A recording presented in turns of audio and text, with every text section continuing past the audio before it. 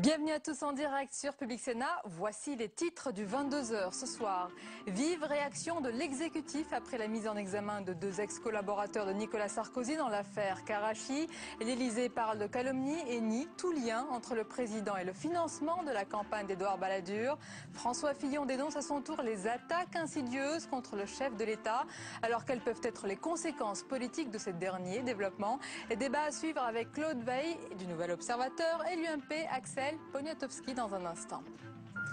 Il faudra aller vers un âge de départ à la retraite commun entre la France et l'Allemagne. Le Premier ministre François Fillon a jeté un pavé dans la mare en prononçant cette phrase, sachant que l'âge de la retraite outre-Rhin est à 65 ans et qu'il sera à 67 en 2030. Son entourage s'est empressé de préciser que rien ne presse, mais les socialistes se sont déjà engouffrés dans la brèche. Et puis il y a les listes dissidentes, les débauchages et une part d'intox comme dans toute élection. Tout cela fait que le scrutin sénatorial de dimanche s'annonce très serré.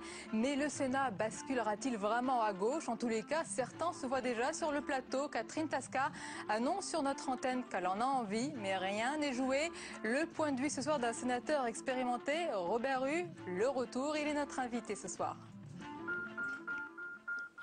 Bonsoir et merci d'être en notre compagnie ce soir. À l'origine, il s'agissait d'un discours de remise de prix, celui de l'audace créatrice ce matin à Matignon.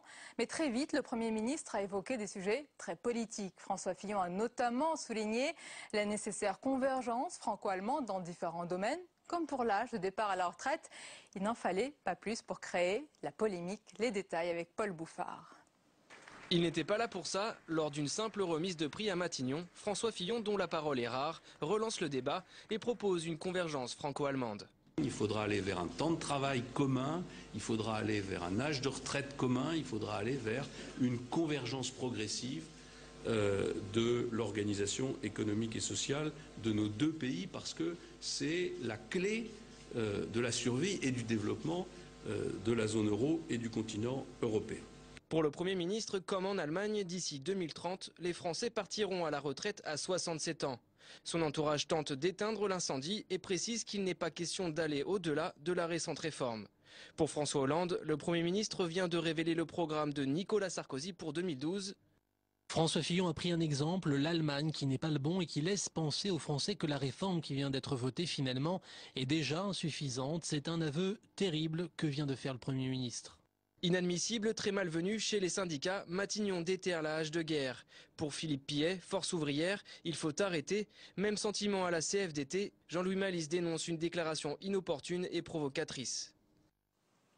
L'Élysée, puis Matignon et enfin l'UMP, ils ont tous réagi depuis que le nom de Nicolas Sarkozy est de plus en plus cité dans l'affaire Karachi après la mise en examen de deux ex-collaborateurs. La présidence de la République parle de calomnie, le Premier ministre dénonce des attaques insidieuses et le secrétaire général de l'UMP attaque le Parti socialiste, prêt à tout selon lui pour salir le président. En attendant, les deux proches Nicolas Bazir et Thierry Gaubert sont mis en examen. Flora Sauvage. Jour après jour, les mises en examen se succèdent dans l'entourage du chef de l'État. Après Thierry Gaubert, ex-conseiller de Nicolas Sarkozy à la mairie de Neuilly, c'est Nicolas Bazir, directeur général du groupe Arnaud et ancien directeur de campagne d'Édouard Balladur, qui a été mis en examen pour complicité d'abus de biens sociaux ce matin. L'enquête du juge Van Ruymbeck sur le financement de la campagne présidentielle d'Édouard Balladur en 1995 s'est accélérée après les déclarations de l'ex-femme de Thierry Gaubert. Elle aurait déclaré au juge que Thierry Gaubert aurait été en Suisse à plusieurs reprises pour récupérer des valises de billets qu'il aurait remises à Nicolas Bazir. Monsieur Gaubert conteste les accusations de financement politique. Pour le reste, c'était une audition purement technique, un acte judiciaire purement technique, au cours duquel on ne s'est pas expliqué. Et nous expliquerons ultérieurement. Nicolas Bazir nie également toute implication dans la signature de contrats d'armement au cœur de l'enquête, car derrière ces valises de billets en provenance de Suisse se cachent des rétrocommissions sur des contrats d'armement avec le Pakistan. Des rétrocommissions qui ont été stoppées net en 1995 et qui auraient conduit à l'attentat de Karachi qui a fait 11 morts français en 2002. La mise en examen de ces deux proches de Nicolas Sarkozy suscite de vives réactions à gauche, notamment chez l'ancien président de la mission d'information sur l'attentat de Karachi. L'Élysée ne peut pas aujourd'hui nier qu'il y ait autour de ce contrat un dispositif de commission occulte, une opacité inacceptable. L'Élysée ne peut pas nier que le gouvernement de Nicolas Sarkozy a refusé de communiquer au Parlement les éléments dont il avait.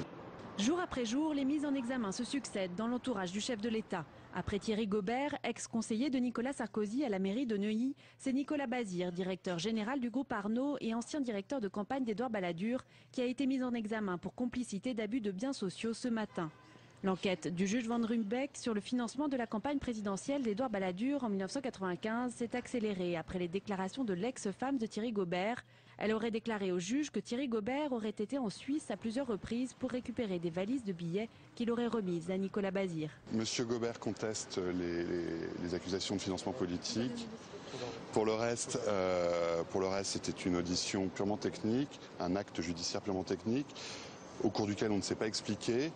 Et nous expliquerons ultérieurement. Voilà, et j'ajoute sur cette affaire que les députés socialistes ont de nouveau demandé la levée du secret défense dans l'enquête judiciaire sur l'attentat de Karachi. Assure dans un instant notre débat sur ce thème. D'abord, le reste de l'actualité, c'est le déficit de la sécurité sociale qui reste à un niveau très élevé, mais la réduction sera tout de même importante l'an prochain. Il passera d'environ 18 milliards en 2011 à un peu moins de 14 milliards en 2012. C'est l'annonce faite aujourd'hui par le gouvernement. Et en période électorale, eh bien, ce dernier a préféré éviter les mesures qui fâchent. Autrement dit, on ne chamboule pas le système actuel de remboursement des médicaments. Margot Brio. À 8 mois de la présidentielle, l'État veut épargner les Français. Le gouvernement a décidé de ne pas bouleverser le système actuel de remboursement des médicaments. Il n'y aura pas de nouvelle vague de déremboursement massif. En revanche, pour réaliser 2 milliards d'euros d'économies, c'est l'industrie pharmaceutique qui est lourdement mise à contribution. Les laboratoires devront baisser leur prix, une mesure qui rapportera près de 600 millions d'euros. Ce n'est pas la première fois que dans mes responsabilités ministérielles, j'ai à solliciter un effort de l'industrie du médicament. Cette année, cet effort est beaucoup plus important. Je l'assume. Je l'assume parce que je l'ai dit, j'ai le sentiment qu'il y a trop de médicaments en France. J'ai le sentiment que nous consommons trop de médicaments en France. J'ai aussi le sentiment que certains médicaments, nous les payons trop cher. Cette mesure politique n'étonne pas. Elle profite de la mauvaise image dans l'opinion de l'industrie pharmaceutique. On tape sur le médicament parce que c'est très administratif, il suffit de bouger les prix, parce que l'industrie du médicament n'est pas très populaire, parce qu'on a l'impression que c'est une industrie qui a des réserves et des moyens. La réforme structurelle du système de santé, elle, se fait toujours attendre. S'attaquer à l'hôpital, revoir le secteur de la médecine libérale ou ajuster la CSG, des chantiers qui devront attendre l'élection présidentielle. La plupart des prétendants à l'élection présidentielle y pensent très fort. Former une large majorité de François Bayrou à François Hollande en passant par Dominique de Villepin, les différents candidats appellent à un rassemblement de certaines familles politiques qui peuvent se retrouver sur des idées communes. Fabrice Cunet. Rassembler les socialistes, rassembler la gauche, rassembler les écologistes, mais au-delà, rassembler au centre, rassembler les gaullistes sociaux, bref. Rassembler pour mieux gouverner. L'idée des partisans de François Hollande n'est pas nouvelle. Déjà en 2007, Ségolène Royal avait cherché à se rapprocher de François Bayrou notamment. Face à ces nouvelles annonces d'ouverture, la candidate à la primaire socialiste manie aujourd'hui l'ironie. Je me félicite de voir qu'au fur et à mesure de l'évolution de cette campagne des primaires, tous les candidats socialistes se rassemblent autour des idées que je défends depuis plusieurs années. Et ça n'est pas la première. Écoutez, je suis vraiment très, très heureuse de cette convergence et de ce rassemblement. Ça me sera ainsi plus facile de gouverner. L'un des enjeux de cette volonté d'ouverture affichée par les candidats à la primaire, c'est l'électorat de Dominique de Villepin. L'ancien Premier ministre n'exclut d'ailleurs pas cette semaine de discuter un tel rapprochement. En juin dernier, François Hollande lui avait déjà tendu la main lors d'un débat à Strasbourg. En tout cas, je préfère qu'on me la tende plutôt qu'on me la morde. Donc je rends hommage à son attitude républicaine. Finalement, l'idée d'ouverture semble plus compliquée à gauche. Eva Joly, par exemple, n'est, je cite, pas candidate au ratissage des voix écologistes pour le compte du Parti socialiste. Du moins, pas sans contrepartie. Allez, c'est l'heure du débat. À 7 mois de la présidentielle, l'affaire Karachi, avec la mise en examen de Nicolas Bazir et Thierry Gobert, risque d'empoisonner le climat à droite, voire d'alimenter le tous pourri. Nous allons parler justement des éventuelles conséquences politiques, des derniers rebondissements de l'affaire avec nos invités ce soir. Claude Veil, bonsoir, bienvenue à vous. Bonsoir, vous êtes directeur délégué du Nouvel Observateur, merci d'être avec nous. Et Axel Piontkowski, bonsoir. Bonsoir. Président UMP de la Commission des Affaires étrangères à l'Assemblée nationale, merci d'être là. Alors la contre-offensive, la mise au point de l'Elysée, Claude Veil, elle était nécessaire? Elle est nécessaire de son point de vue, vous voulez dire? du point de vue de la manifestation de la vérité, je ne suis pas sûr qu'on ait beaucoup progressé. Il y a quand même deux éléments qui sont troublants dans cette mise au point. Je comprends parfaitement que le président de la République est attaqué de toutes parts, se défendre. Ça me paraît un droit élémentaire de la personne humaine. Il y a quand même deux choses que je trouve un tout petit peu troublantes. C'est premièrement, il parle de machination politique. Moi, pour le moment, ce que j'ai vu, ce sont des actes de justice d'un magistrat, d'un juge d'instruction indépendant. Je trouve que de la part du chef de l'État, il y a là un empiètement sur l'indépendance de la justice qui est troublant. Et deuxièmement, il nous dit, et l'Élysée dit dans son communiqué, je ne voudrais pas déformer la citation, mais que son nom n'apparaît à aucun moment dans le dossier. Alors d'abord, ce n'est pas exactement les informations que nous avons, mais quand bien même. Que vous avez ? Vous savez donc ce qu'il y a dans le dossier. On a des informations assez précises. On peut dire que le secret d'instruction n'existe plus, alors. Non, il y a longtemps qu'il n'existe plus. Ah bon, c'est dit en tous les cas. D'ailleurs, nous-mêmes, nous ne sommes pas tenus, comme vous le savez, les professionnels de justice, mais nous ne sommes pas des professionnels de justice. Le président de la République dit que l'entourage, en tout cas, dit que son nom ne figure pas dans le dossier. Premièrement, comme je ne sais pas l'information que nous avons. Deuxièmement, est-ce que ça veut dire que lui, là, le dossier, pour être aussi affirmatif? Non, si son nom n'apparaît pas, c'est que son nom n'est pas dans le dossier. Je veux dire, aujourd'hui, dans tous les cas, vous n'avez pas un seul dossier sans qu'il y ait eu des fuites avant même la publication du dossier. Donc, s'il n'est pas, il n'est pas, il n'est pas. Moi, ce que je trouve particulièrement troublant dans cette affaire, c'est le calendrier.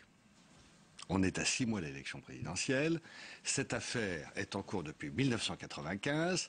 Les assassinats tragiques ont eu lieu en 2002. Et voilà qu'à peine 6 mois de l'élection présidentielle, des proches de l'ancien Premier ministre Édouard Balladur, de Nicolas Sarkozy, sont mis aujourd'hui... Oui, bien sûr. Enfin, qu'est-ce que ça veut... Non, mais qu'est-ce que ça veut dire à 6 mois de l'élection présidentielle? Je veux dire... il semblerait qu'il y ait eu des témoignages récents qui aient justifié à la fois les auditions et les mises en examen. Mais pourquoi est-ce que ces témoignages arrivent maintenant? Je veux dire, puisque selon les accusations, il y a eu des valises qui ont été portées il y a je ne sais pas combien de temps. La mémoire est revenue. Alors pourquoi maintenant? Mais attendez.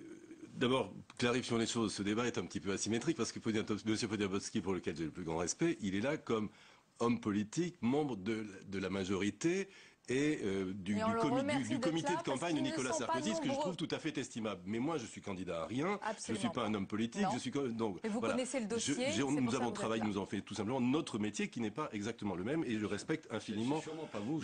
C'est sûrement pas vous. Je ne suis pas là non plus en tant qu'avocat devant Rumec. Simplement, le calendrier n'est pas exactement ce que vous dites. D'abord, comme vous savez, c'est une affaire effroyablement complexe sur laquelle les juges ont progressé très lentement, en particulier parce qu'ils se sont heurtés pendant des années au secret défense. Deuxièmement, l'information dont il s'agit, c'est-à-dire sur les faits de commission et de malversation financière. Elle ne remonte pas à 94-95. En travaillant sur ce dossier, le juge Trévidic a eu le sentiment, la conviction qu'il tombait sur un nid de commission et de rétrocommission. Il a demandé à être déchargé de ce volet de son enquête qui a été confié au juge Van Ruymbeck il y a à peu près 1 an. Donc le juge Van Ruymbeck, je trouve, est allé relativement vite dans cette affaire. Que la justice aille jusqu'au bout, je veux dire, on est tous d'accord là-dessus. En plus, il y a vraiment 2 affaires complètement distinctes dans cette affaire. Le volet financier. Exactement. Il y a l'aspect financier avec le versement des commissions et des rétrocommissions. Avec puis éventuellement des interactions. Des interactions. Rappelons simplement qu'à l'époque, les commissions étaient légales. Les rétrocommissions ont toujours été illégales. Absolument. Et que parallèlement, il y a eu l'attentat tragique. Mais je veux dire, on peut me le raconter comme on veut. Je veux dire, moi, je suis extrêmement troublé par le calendrier. On a retenu ce que vous avez dit et vous n'écartez pas la thèse du complot. Ça frise la manipulation. Sur les conséquences politiques, est-ce que vous craignez que ce dernier développement soit lourdement pénalisant pour la droite, pour votre camp? Vous l'avez dit vous-même, 6 mois avant la présidentielle. Ça sera pénalisant, si vous voulez. Je ne pense absolument pas que le président de la République et Nicolas Sarkozy sera mis à défaut. Je veux dire, il était ministre du budget. Non, mais il était dans tous les cas pas. Il n'était pas le trésorier de la campagne d'Édouard Balladur. Il était ministre du budget à l'époque. Donc, il ne sera pas mis à défaut. En revanche, si vous voulez, une affaire comme celle-là porte à la salissure. Je veux dire, on essaye de le salir dans cette affaire. Et ça, c'est tout simplement pas admissible à 6 mois de l'élection présidentielle.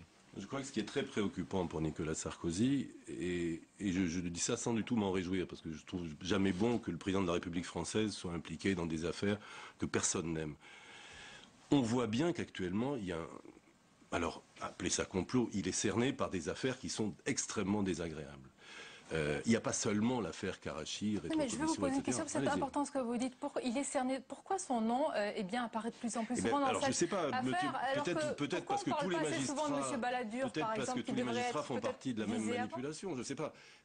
Pourquoi M. Balladur, j'imagine, va être très très rapidement entendu par le juge Van Ruymbeck. Ça me paraît une évidence du point de vue du déroulement de la procédure. Ça me paraît une étape assez prochaine même. Actuellement, Nicolas Sarkozy ne peut pas l'être parce que, comme vous le savez, il est protégé par sa fonction. Franchement, M. Bell, vous ne pouvez pas dire qu'il est cerné par les affaires. Je veux dire, si vous faites allusion à M. Bourgi, à ce qui se passe en Afrique, le président de la République a véritablement essayé, depuis qu'il est président de la République, d'éclaircir les choses en Afrique. Et moi, je suis bien placé pour le savoir. Je veux dire, la France-Afrique, c'est quelque chose dont il s'est efforcé. On peut rappeler que M. Bourgi a au passage cité M. Mitterrand, M. Le Pen... Mais regardez ce que le président a fait. Rapprocher le fait que M. Bourgi, lorsqu'il a quitté avec armes et bagages... Alors, admettons les bagages de côté. Je ne veux pas dire avec armes et valises, disons laissons les valises à part. Lorsqu'il a quitté, disons, le clan chiracien, pour faire court, fin 2005, il s'est rapproché du clan sarkozyste. Et il est devenu une espèce de chargé de mission officieux pour l'Afrique. Je ne connais pas M. Bourgi. Je vous renvoie au discours que Nicolas Sarkozy a prononcé le jour où il lui a remis la Légion d'honneur en septembre 2007, extraordinairement élogé, où il le demande, cher Robert, j'espère que tu seras un acteur efficace et discret de la politique africaine. Non, mais sur ce point, il y a les aspects officieux que moi je ne connais absolument pas. Je ne connais pas M. Bourgi, je ne sais pas qui c'est. Il y a les aspects officiels. Moi, je suis président de la Commission des Affaires étrangères. Ce M. Bourgi n'est absolument pas quelqu'un. Le titre, je suis d'accord. N'est pas quelqu'un dont on parle. Non, mais surtout. Mais il était reçu une fois par mois par M. Guéant, c'est lui qui le dit. Je n'en sais rien. Moi, ce que je vois simplement concrètement, c'est qu'est-ce qui s'est passé en Côte d'Ivoire. L'action du président de la République a été extrêmement claire, extrêmement nette. Regardez la façon dont il s'est battu pour que M. Alassane Ouattara revienne au pouvoir. Justement, est-ce que tout ça ne va pas gâcher ceci? Je voudrais revenir aussi sur un point important parce qu'il est un élément clé et puis un personnage central de ce dossier, c'est le juge Van Ruymbeck. Arnaud Montebourg tout à l'heure a dit beaucoup de bien de ce juge. Il a beaucoup quand même de soutien à gauche. Claude Vaillet, est-ce que au-delà de son combat, certains pour la justice, est-ce qu'il n'y a pas un combat politique derrière? Alors, ça c'est la thèse de l'Élysée. Sincèrement, non, c'est une question. Je ne suis pas dans la tête de Van Ruymbeck. Comme vous savez, il a la réputation d'être un juge plutôt tête de cochon, qui a emmerdé beaucoup de gens à gauche et à droite. À une époque, j'ai vu aussi des gens de droite se féliciter en voyant Van Ruymbeck évoluer du côté de certains socialistes, parce que évidemment, la droite ni la gauche n'ont le monopole des affaires. Moi, personnellement, le complot politique, l'acharnement judiciaire de Van Ruymbeck pour se faire un président de la République, appelons les choses par leur nom, moi pour le moment je ne le vois pas. Mais si demain c'est démontré... Van Ruymbeck est sûrement quelqu'un de très honorable. La seule chose qu'on peut constater, c'est que Van Ruymbeck a été manipulé dans l'affaire Cleanstream. Tout le monde est manipulé. Non mais c'est un fait, il a été manipulé dans l'affaire. C'est indiscutable. Trompé dans l'affaire Cleanstream. Alors maintenant, est-ce que ceci a des conséquences sur ses actions d'aujourd'hui? Je n'en sais rien. Ce serait une revanche. Mais je n'en sais rien. Mais je revanche, on verra tout ça. En tous les cas, la justice suit son cours. Je vous remercie d'avoir été nos invités ce soir. Et Axel Poniatowski également, parce qu'il n'était pas évident ce soir d'avoir des personnes, des responsables politiques de droite. Donc merci à vous et merci, monsieur le journaliste. Merci, Sonia. La suite du 22h. Dans un instant, nous parlerons du scrutin sénatorial avec Robert Rue, sénateur du Val d'Oise. Mais d'abord, tout ce qui vous a échappé dans le reste de l'actualité, avec entre autres cette envie, pas encore une annonce, une envie de candidature à gauche pour la présidence du Sénat, celle de Catherine Tasca. Tous les détails avec Jérôme Rabier.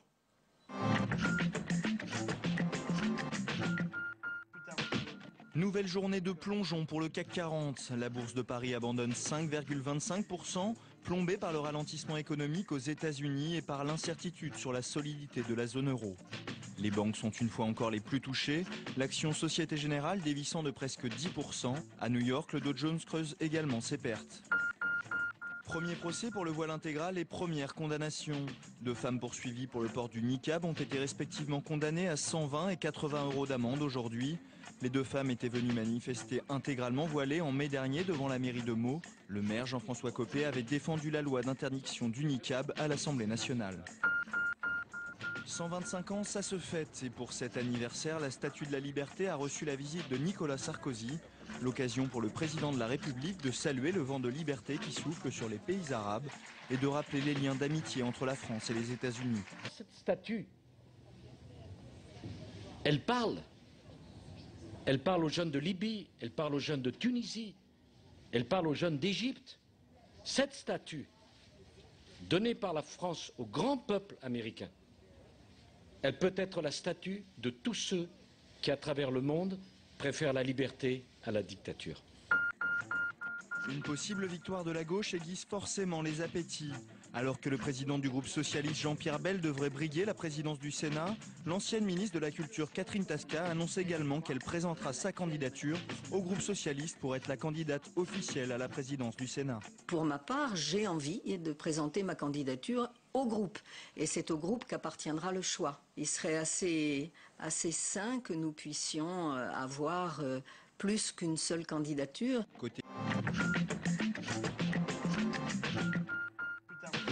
Nouvelle journée de...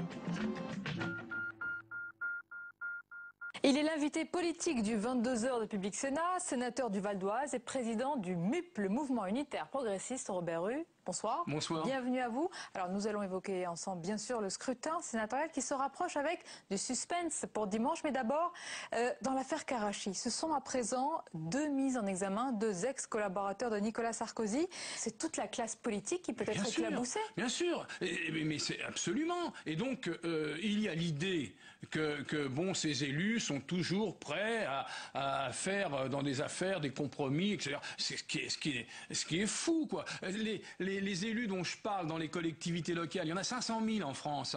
90% ne sont pas dans des communes où ils perçoivent des indemnités. Ces gens-là, ils se disent mais qu'est-ce qui se passe? Il y a des mallettes, il y a ci, il y a ça au niveau de l'État. Il y a maintenant des proches collaborateurs qui, dans des ventes d'armes ou de sous-marins, ont peut-être récupéré de l'argent qui a fait la campagne de M. Balladur, dont Nicolas Sarkozy était le directeur. Il y a vraiment de quoi effectivement troubler, et il ne faut pas troubler les gens. Il faut que les gens ne perdent pas confiance dans leurs élus, dans la représentation. Sinon, qu'est-ce qui peut se passer? Le vote des extrêmes, mais écoutez, il va se passer ce qui s'est passé peut-être déjà, assurément, aux élections cantonales, c'est-à-dire une majorité d'hommes, de femmes de ce pays qui disent la politique, si elle est comme ça ne nous intéresse pas, on ne vote pas. Donc, il peut y avoir de l'abstention ou du vote blanc dans les élections sénatoriales. Est-ce que ce climat des affaires, ce climat, je dis parce que la justice est en cours, on ne sait pas ce qui se passe. Est-ce que ça peut avoir un impact sur ce scrutin sénatorial? Mais naturellement. Naturellement, on ne peut pas dissocier ce qui se passe là. Les élus locaux, les grands électeurs sont des gens, sont des citoyens comme tout le monde. Ils sont au cœur de la vie politique française. Ils entendent les radios, ils regardent. Ils ne dissocient pas ça d'autres problèmes majeurs. Je pense par exemple les élus locaux. Quand vous leur parlez de la crise financière, ils ne sont pas à regarder seulement la Société Générale ou d'autres. Ils sont dans leur propre domaine. Quand on voit une banque comme Dexia qui a prêté aux élus, et pas rien, de nombreux prêts, emprunts ont été accordés, des emprunts toxiques, nous le savons maintenant, où les taux de remboursement vont atteindre bientôt 15-20% pour certains. Et quand ils voient ça, ils se disent mais c'est pas possible que cette banque Dexia, elle a été renflouée dans l'affaire de 2008, au moment de la crise, à hauteur de 6 milliards d'euros. Et tout ça pour ensuite faire sur le dos des élus. Les leçons n'ont pas été retenues. Absolument. Alors, retour au scrutin sénatorial. La gauche a remporté les municipales, les régionales, les cantonales, mais ça risque de s'arrêter là. Est-ce que la marche ici au Sénat est trop haute, Robert? Elle ne devrait pas être trop haute. Elle ne devrait pas être trop haute.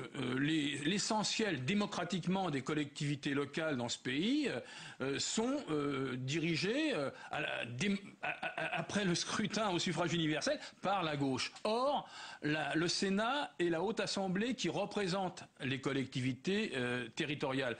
Naturellement, mécaniquement, je serais tenté de dire, il devrait y avoir déjà, depuis un certain temps, une majorité de gauche au Sénat. Pourquoi il n'y a pas de majorité? Il y a un mode de scrutin qui continue de défavoriser effectivement les formations de gauche. Vous croyez vraiment à ce basculement dont on parle depuis des jours pour dimanche? Moi, je ne vais pas m'inscrire dans cette démarche-là. Pas de pronostic. C'est pas que je ne veux pas faire de pronostic. Je souhaite que la gauche l'emporte au Sénat. Mais je pense qu'il y a encore un certain nombre d'hommes, de femmes qui surtout vont faire de cette élection le moyen de défendre, de redonner espoir à leur territoire. C'est ça qui m'intéresse aujourd'hui. Si vous souhaitez que la gauche donc passe au Sénat, quel candidat doit porter cette gauche au plateau? Qui doit avoir la place? Avant de parler du plateau, et vous avez raison de l'évoquer, dans quelques jours, tout le monde en parle, mais je vais peut-être être en contradiction avec mes prédécesseurs, mais j'en parlerai pas parce que il faut d'abord que le scrutin s'exprime. Jean-Pierre Bel est un bon candidat? C'est un bon candidat, naturellement. C'est un bon candidat, d'abord parce que son groupe est un groupe majoritaire à gauche au Sénat, et que naturellement, c'est celui, si la gauche était majoritaire, qui pourrait effectivement prétendre au plateau, comme on dit. Mais je crois que si on est déjà dans le tour suivant, ce n'est pas bon. Il faut évoquer... Pourtant, les sénateurs socialistes sont dans le tour suivant. Ils disent que si le Sénat bascule à gauche, eh bien pour 2012, c'est... Oui, il est très bon présage. Pourquoi il ne faut pas de langue de bois? C'est vrai que si le Sénat passe à gauche, la présidentielle sera plus facile pour la gauche. Alors, dans le Val d'Oise, Robert Rue, vous êtes sur une liste de rassemblement en 3e position, derrière les socialistes, mais votre position, le tout grâce à des communistes, ça y est, vous êtes revenu vers vos premiers amours. Oui, mais je suis toujours communiste et je le resterai, vous savez. C'est mes amis. Ils n'ont pas été rancuniers quand vous avez créé votre parti. Y compris si je ne suis pas en accord avec la stratégie de mon ancien parti, il reste que mes valeurs d'émancipation sont mes valeurs. Ils sont pas rancuniers. Mais c'est pas une question de rancune, c'est une question je suis élu sortant du Val d'Oise. La décision qu'a prise le Parti communiste, et il a eu raison, c'est de reconduire ces élus sortants. Je suis de ceux-là. Donc la liste à laquelle je participe, une liste très large, très forte, avec Alain Richard en tête de liste, socialiste, une femme, Madame Gillot, seconde sur la liste, et moi en 3e position. Mais il n'y a pas que ces trois-là. Je serais tenté de dire, il y a les socialistes, il y a les communistes et il y a les écologistes. Un bloc, donc, est-ce que vous êtes confiant vous-même? Je suis confiant, surtout après les centaines de rencontres que nous avons dans le Val d'Oise, où un certain nombre d'élus, et quelquefois qui sont pas de gauche forcément, et qui nous disent mais oui, il faut vraiment qu'on redonne de l'espoir aux collectivités locales. Elles ont été malmenées, leurs finances sont asséchées, on a beaucoup de problèmes, on a envie que les services publics reviennent, donc ils nous font confiance. Alors on va finir avec les socialistes. Est-ce que vous voterez aux primaires socialistes? Je crois que les primaires sont très importantes. C'est un grand pas franchi au plan démocratique. Pour répondre à ma question? Pour répondre à votre question, il est probable que je voterai aux élections primaires. Mais pour le moment... Vous n'êtes pas sûr? Pardon? Écoutez, attendons. Je ne vais pas. Je suis sur une liste où tout le monde n'a pas la même opinion. Il serait pas très élégant de dire, et surtout qu'ils ont d'autres choix pour certains, de dire voilà ma position. Il y a sur cette liste des gens qui seront intéressés par les primaires, d'autres qui les ont déjà conduites. Pour finir, est-ce que vous êtes d'accord avec Claude Allègre qui signe une tribune dans Le Point, je ne sais pas si vous l'avez vu, pour qualifier un petit peu de démagogue la proposition de François Hollande de créer, je sais que vous êtes sensible à ce secteur, 60 000 postes de fonctionnaires dans l'éducation nationale. Il dit Hollande l'opportuniste. Vous le pensez? Oui, bon, c'est une campagne de droite.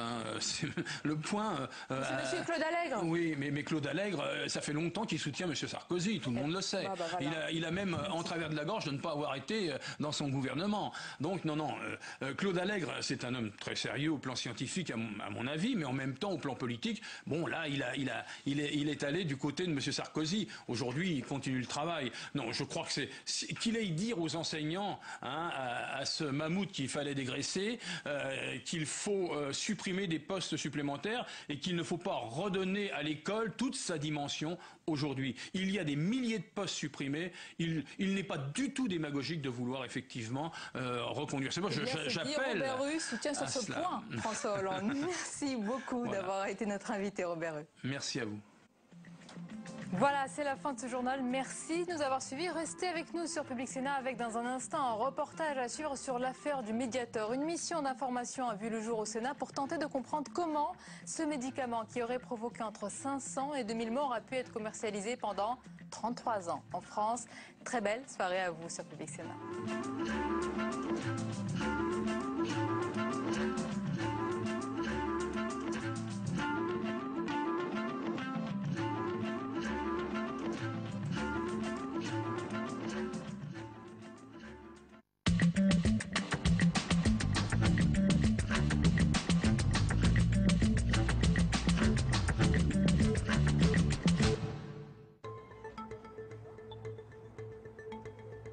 comprendre comment a-t-on pu commercialiser un médicament qui a causé la mort de centaines de Français et coûté plus d'1,2 milliard d'euros à la collectivité. C'est la question à laquelle va tenter de répondre la mission du Sénat sur le Mediator. Première audition au Palais du Luxembourg alors que le scandale du Mediator fait encore la une des médias. Marie-Thérèse Hermange est la rapporteure. La sénatrice UMP de Paris avait déjà décortiqué le système du médicament. Il s'agissait de l'affaire du Vioxx anti-inflammatoire retiré précipitamment en 2006 du marché. Pour l'assister dans sa tâche, François Autain, le monsieur médicament du Sénat, il préside la mission. Notre mission est composée de 24 membres qui représentent l'ensemble du Sénat, la proportionnelle des groupes. Et nous avons la chance de disposer d'un excellent rapport de l'IGAS qui va grandement nous faciliter la tâche. Un rapport de l'Inspection générale des affaires sociales a mis le feu aux poudres en janvier 2011 et révélé des dysfonctionnements majeurs dans notre système sanitaire. Durant 33 ans, le Mediator, commercialisé par le laboratoire Servier, aura été l'un des médicaments les plus vendus en France, officiellement comme antidiabétique, remboursé au taux maximal par l'assurance maladie. Face aux sénateurs, les conclusions d'Aquilino Morel, qui a piloté l'enquête de l'IGAS, sont sans appel. Je crois d'ailleurs que c'était le sentiment partagé par tous les observateurs que si la responsabilité du laboratoire Servier apparaît, selon les termes mêmes du ministre, je le cite, première et directe, je ne crois pas que l'on puisse dire que quiconque, et je pense en particulier aux autorités sanitaires qui ont géré le dossier pendant 35 ans, puisse se sentir dédouané de ses responsabilités. Mais les sénateurs souhaitent entendre des responsables de chez Servier. Ce jour-là, c'est donc Pierre Schiavi, un cadre du laboratoire, qui ouvre le bal. Pourquoi en 1997, après avoir brusquement retiré du marché l'isoméride et pas le Mediator? Écoutez, vous posez beaucoup de questions auxquelles malheureusement je n'ai pas ni compétence pour y répondre. Pas de réponse, ce qui laisse François Autain perplexe. Mais non, on devrait contrôler la personne compétente. Mais j'ai l'impression qu'ils vont souffrir envoyer la balle en disant c'est pas moi, c'est l'autre. Non. Pour la suite, c'est alors Madame Communication de chez Servier qui reprend la main. Le système Servier, c'est la rigueur, la science, l'exactitude. Le discours de Servier était très stéréotypé. Quand on en avait entendu une, on les avait toutes entendues, quoi. On les avait toutes auditionnées. Donc il nous est apparu très rapidement que ce n'était pas nécessaire d'auditionner les personnes que nous avions prévues initialement. Je crois qu'il vaut mieux... Très rapidement, ce sont les autorités sanitaires qui concentrent toute l'attention des sénateurs, comme ici, face à l'ancien directeur de la Santé, Jean-François Girard.